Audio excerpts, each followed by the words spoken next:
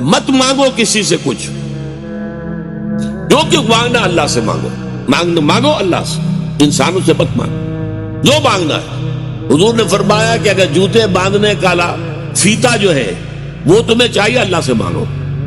ابھی اللہ کا معاملہ کس ذریعے سے پہنچا دے، کس کے دل میں ڈال دے، کیا شکل پیدا کر دے، انسانوں کے سامنے دستے سوال دراز مت کرو۔ لیکن دوسری طرف اگر کوئی اپنی ہتھیلی آپ کے سامنے کر ہی دے تو اسے ٹھوکر مت مارو۔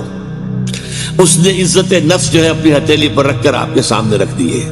آپ اگر نہیں دینا چاہتے نہ دیں، ٹھیک ہے، لیکن ڈانٹنے کا آپ کو حق نہیں۔ بلکہ یہ بھی آیا ایک حدیث میں کہ تم دو، کچھ نہ کچھ دو، سائل کا ہاتھ خالی نہ لوٹاؤ۔